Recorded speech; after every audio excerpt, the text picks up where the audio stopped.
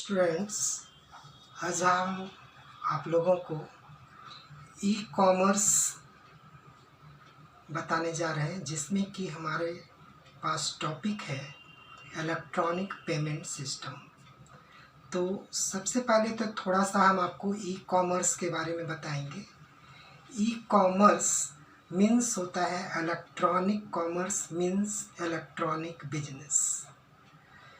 तो यदि हम इलेक्ट्रॉनिक इक्विपमेंट यूज करके किसी भी तरह का ट्रांजैक्शन कस्टमर के द्वारा किया जाता है, सामान खरीदना, सामान बेचना, किसी तरह का एडवर्टीजमेंट देना या किसी तरह का ऑर्डर देना, ऑर्डर रिजेक्ट करना, इन सारी बातों का ट्रांजैक्शंस यदि इलेक्ट्रॉनिक इक्विपमेंट के द्वारा हो रहा है तो उसको कहते हैं e commerce means electronic business.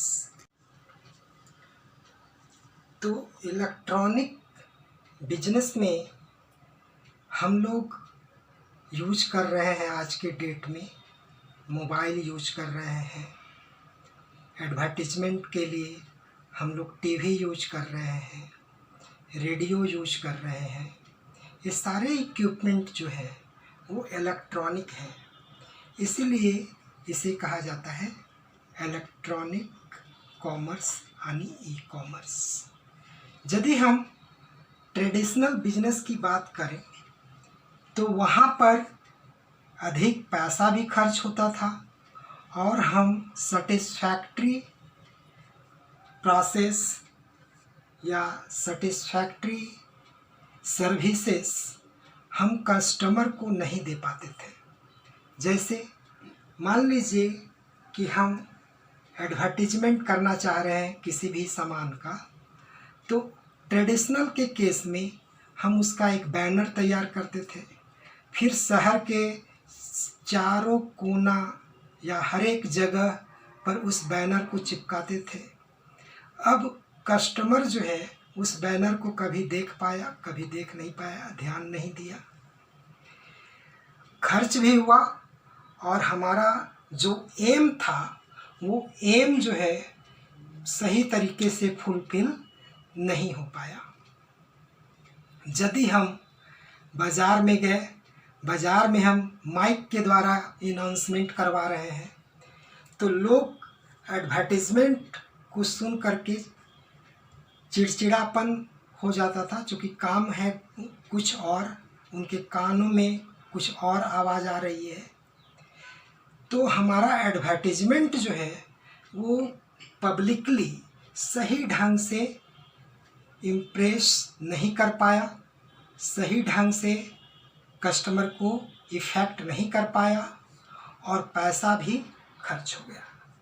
Suppose कीजिए कि कस्टमर आज एडवर्टीजमेंट सुना, अब 1 महीने के बाद उस सामान की उसकी रिक्वायरमेंट है, अब उसको याद ही नहीं है कि वो प्रोडक्ट कहाँ पर मिलेगा, किस जगह पर कहा गया था।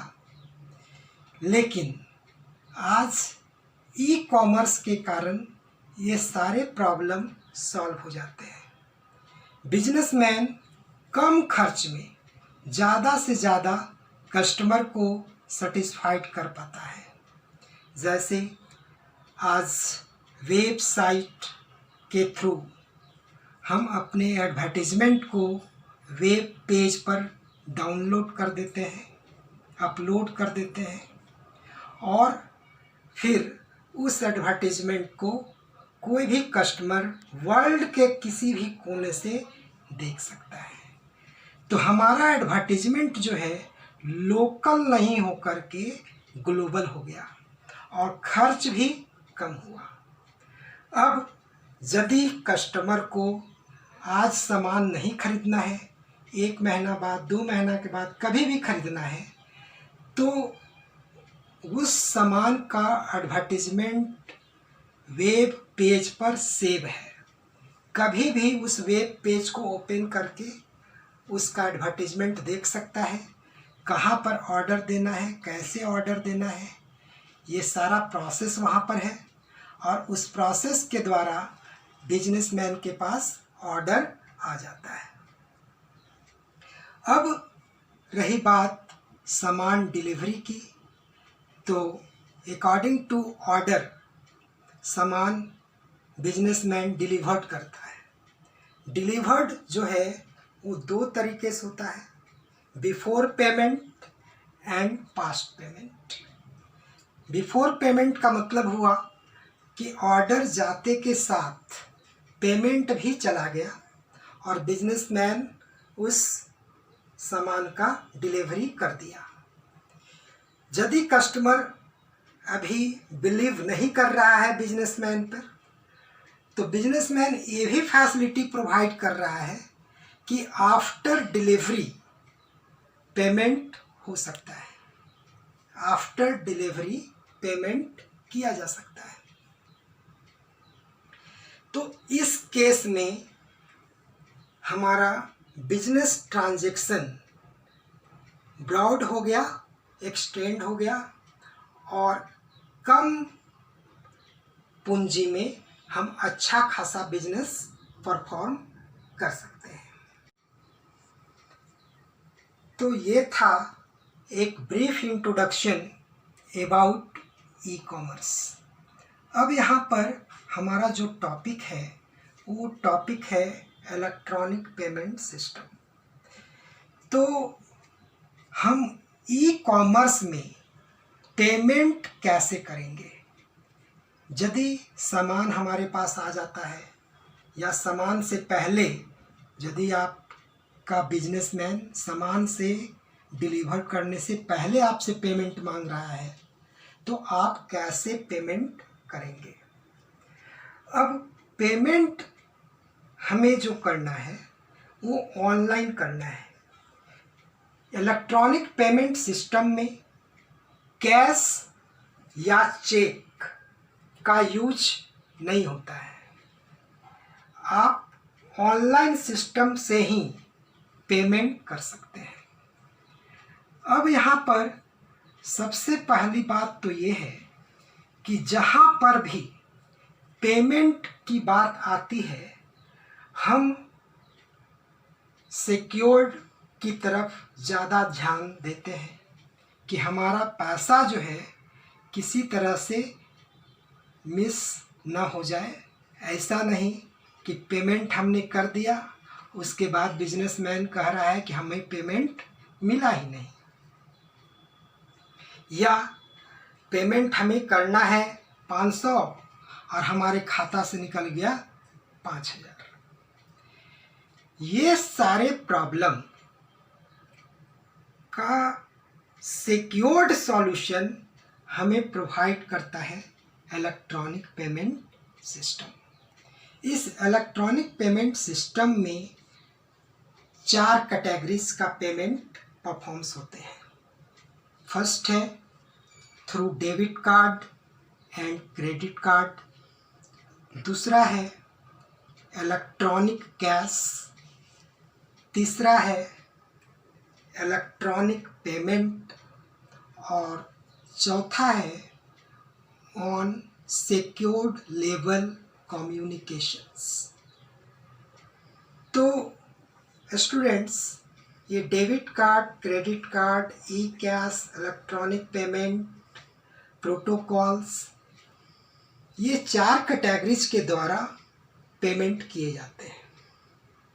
लेकिन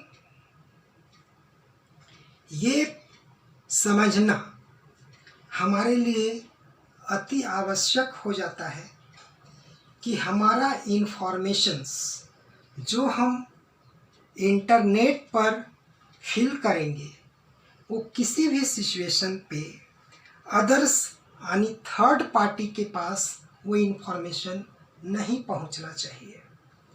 इसके लिए जो है electronic payment system secured facility provide करती है और एल्गोरिथम मीन्स रूल बनाई हुई है जिसके द्वारा हम पेमेंट परफॉर्म करते हैं।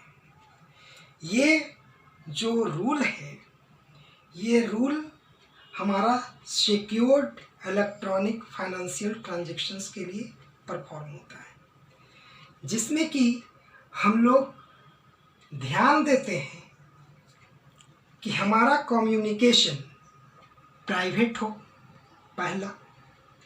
नेक्स्ट पर हम लोग ध्यान देते हैं कि हमारा जो कम्युनिकेशन हुआ बिजनेसमैन टू कस्टमर, वो ट्रांजैक्शन में किसी भी तरह का चेंजिंग नहीं होना चाहिए। नेक्स्ट है कि बाय द वे यदि किसी तरह का प्रॉब्लम होता भी है तो हम लीगली क्लेम कर सकें। उसके बाद चौथा है पॉइंट कि बाय द वे यदि हमारा सेटिस्फैक्ट्री ट्रांजैक्शन परफॉर्म हो जाता है तो एज ए सेटिस्फैक्शंस हमारे पास ऑथराइज्ड सिग्नेचर्स आने चाहिए, जिससे कि हम कंफर्म हो जाए कि हमारा ट्रांजैक्शन फाइनली कंप्लीट हो गया।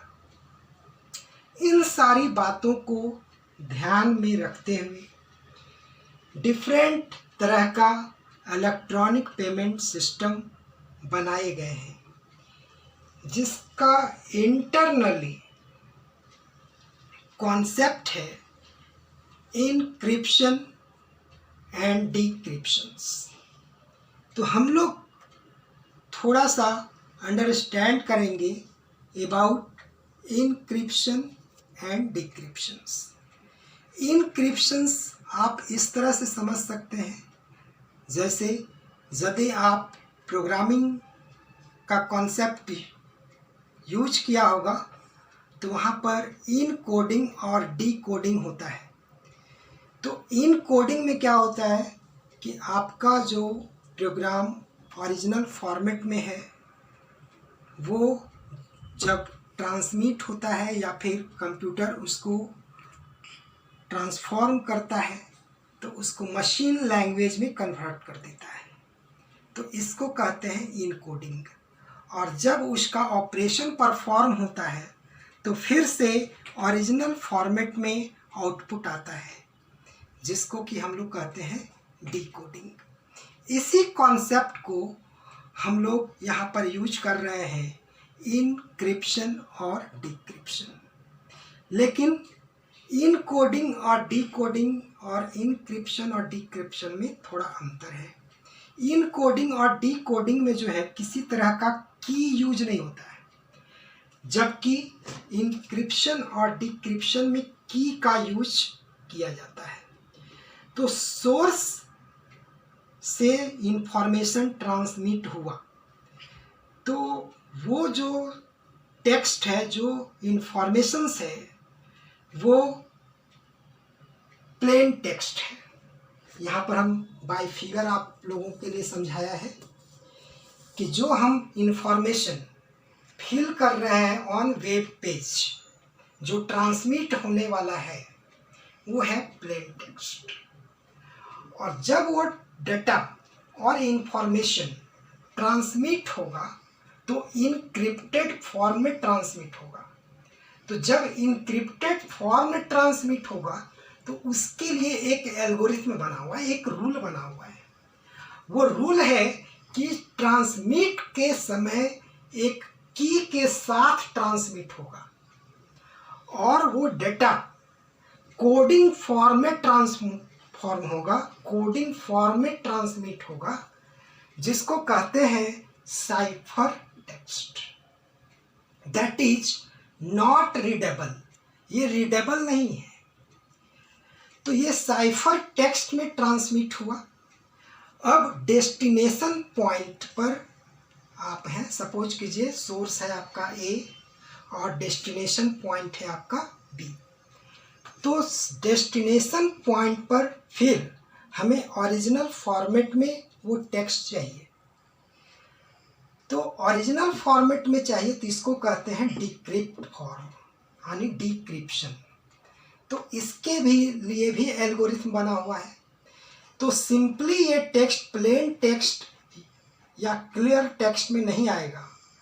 जो की ट्रांसमिशन के समय ट्रांसमिट हुआ वो की डेस्टिनेशंस पॉइंट के अथॉरिटी के पास की अवेलेबल्स है, और वो की जब इंटर्ड करेगा तब साइफर टेक्स्ट डिक्रिप्ट फॉर्म में आएगा और वो प्लेन टेक्स्ट के रूप में आ जाएगा। Then that text will be readable.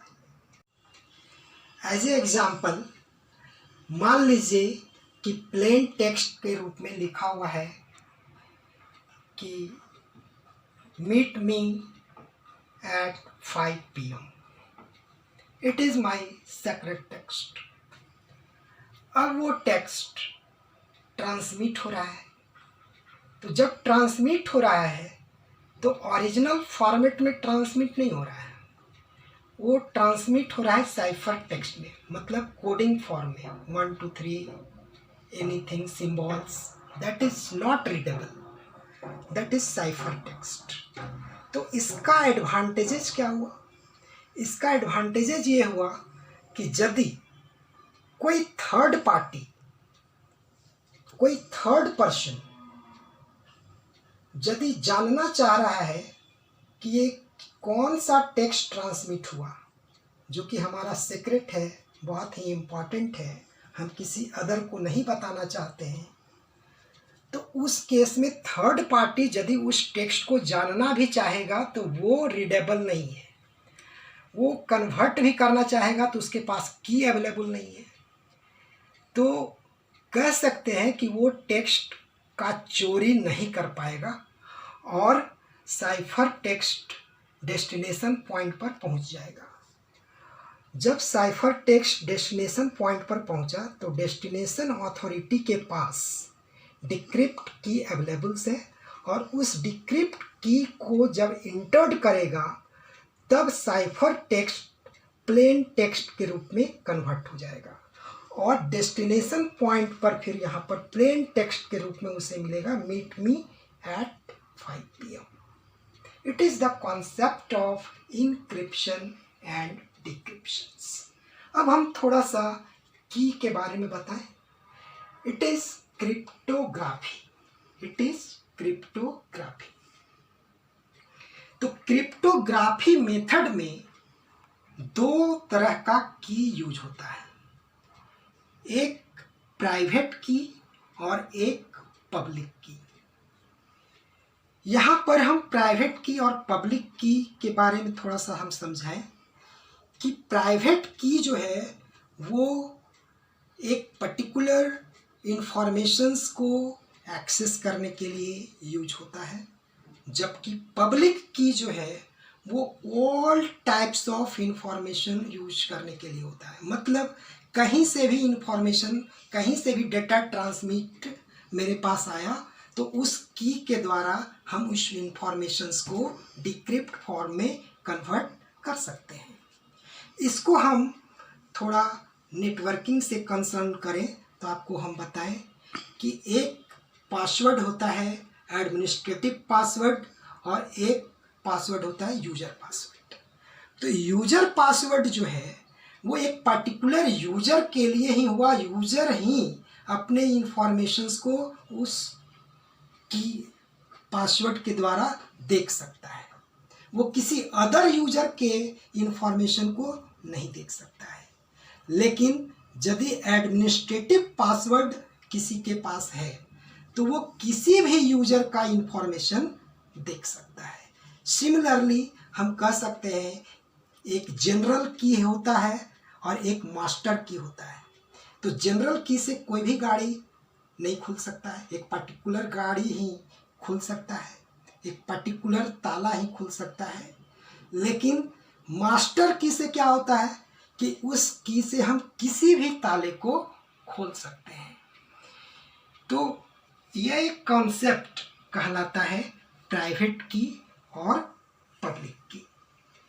तो क्रैकर जो है, यानी कह सकते हैं हैकर जो है, वो की खोजने की कोशिश करता है, यदि वो की का अनुमान लगाता है, बेसिकली तो की उसके पास होता नहीं है, उस की का वो अनुमान लगाता है, और जब तक वो अनुमान लगाते ही रहता है, सीक्वेंस में डालते ही रहता है, तब तक चूँकि ये इलेक्ट्रॉनिक पेमेंट है, वो डायरेक्ट डेस्टिनेशन पॉइंट पर पहुंच जाता है, और फिर उस डेस्टिनेशन पॉइंट पर पहुंचने के बाद उस की का कोई यूज नहीं रह जाता है।